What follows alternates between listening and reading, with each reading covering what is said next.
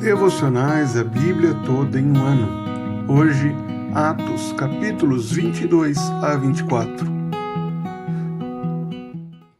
Nos capítulos anteriores, vimos como Paulo chegou a Jerusalém, após ser advertido sobre o que aconteceria ao chegar ali, fez a purificação e foi prestar culto ao Senhor no templo. Após ser reconhecido pelos judeus, Paulo passou a ser atacado por eles, sendo salvo pelo capitão da guarda. Este comandante o conduziu à fortaleza. Era a escadaria da fortaleza que Paulo se dirige aos judeus, como relatado no capítulo 22. Em sua defesa, Paulo relembra que ele é um judeu, que foi instruído aos pés de Gamaliel, que foi zeloso pela lei e perseguiu o caminho, a mensagem de Jesus. Ele relata toda a sua história, até a sua conversão no caminho de Damasco e a sua comissão para pregar aos gentios. É quando o povo se revolta ao ouvir isso e começa novamente a gritar contra Paulo. O comandante desejava torturar a Paulo, açoitá-lo para interrogar com mais detalhes. Porém, ao apelar para sua cidadania romana, Paulo se viu livre dos açoites. No dia seguinte, Paulo foi conduzido ao Sinédrio, quando sabiamente usou a seu favor a questão da disputa entre os saduceus e os fariseus. Os saduceus diziam que não havia ressurreição, nem anjo, nem espírito, ao passo que os fariseus diziam que todas essas coisas eram reais, admitiam essas coisas. Por isso, Paulo define sua pregação como julgado por causa da esperança e da ressurreição dos mortos, tocando justamente no ponto central da disputa desses dois grupos. Novamente, Paulo foi reconduzido à fortaleza. Durante a noite, Paulo foi encorajado pelo Senhor, e na manhã seguinte ouviu-se falar sobre a emboscada dos judeus, um plano que foi relatado ao comandante pelo sobrinho de Paulo. Por conta dos riscos desse plano, Paulo foi enviado ao governador Félix. Chegando em Cesareia, Paulo foi colocado sob guarda no palácio de Herodes. O capítulo 24 começa 5 dias após a chegada de Paulo a Cesareia, quando o sumo sacerdote Ananias, juntamente com alguns anciãos e também o orador chamado Tértulo, foram até Cesareia para o julgamento de Paulo diante de Félix. Tértulo descreve a Paulo como uma peste que promove desordens entre os judeus no mundo inteiro, sendo também o principal agitador da seita dos nazarenos. Paulo começa sua defesa primeiramente mostrando que os judeus não têm prova nenhuma. Por mais que estivesse 12 dias em Jerusalém, nenhum judeu o viu discutindo com alguém no templo, nem agitando o povo, nem na sinagoga nem na cidade, e nem poderiam provar as acusações que faziam. Porém, ele realmente confessava que ele tem sido fiel ao caminho.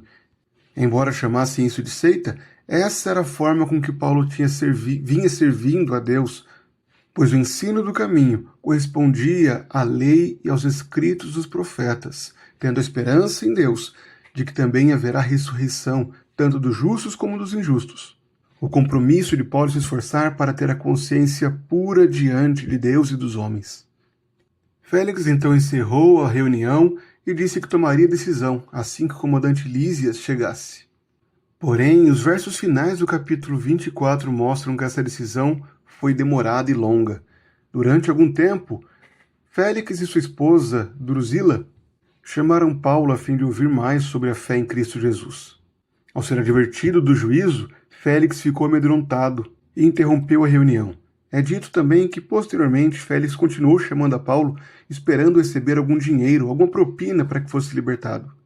A situação toda durou 2 anos, até que Félix foi sucedido por Pórcio Festo.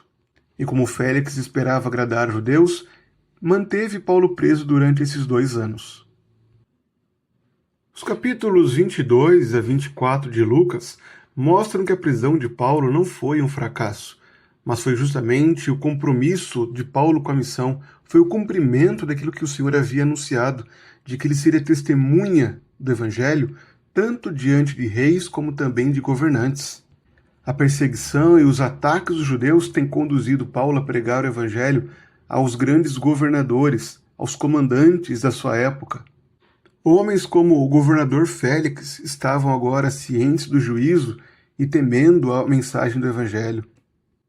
Em tudo isso, vemos o cuidado do Senhor que protegeu a Paulo das conspirações dos judeus e o conduziu até aquele momento, preparando o caminho para que ele fosse a Roma posteriormente. Lucas mostra aos seus leitores que nada pode parar o Evangelho. É o Senhor que conduz a história do seu povo a fim de que eles continuem testemunhando da obra de Cristo. Como Cristo havia declarado, o servo não é maior do que o seu Senhor, nem o enviado maior do que o que o enviou. E isso foi experimentado na vida por Paulo. Assim como Jesus, o justo, foi acusado injustamente e permaneceu fiel diante dos governadores, assim também Paulo testemunhava da verdade, sendo acusado injustamente, mas se defendia diante dos poderosos de sua época. Além disso, Cristo também é exaltado como rei que governa a história do seu povo, que conduziu Paulo até esse momento a fim de que testemunhasse do Evangelho. Portanto, aprendemos nessas passagens que o testemunho deve permanecer firme diante da hostilidade e das falsas acusações. Ao longo desses capítulos, vemos o apóstolo Paulo como exemplo de compromisso com a verdade, de zelo pela pregação do Evangelho, inclusive em sua defesa. Apesar de termos a ideia de que Paulo estava vulnerável diante do juízo dos judeus e também dos governantes, a palavra estava justamente onde Deus queria que ela estivesse, sendo anunciada a essas pessoas. Isso nos lembra que o Senhor é poderoso não somente sobre a sua igreja, mas conduz o seu povo a pregar o Evangelho em lugares que parecem improváveis, de difícil acesso, mas é o Senhor quem os conduz até aquele local para que a mensagem do Evangelho seja anunciada àqueles que estão ali.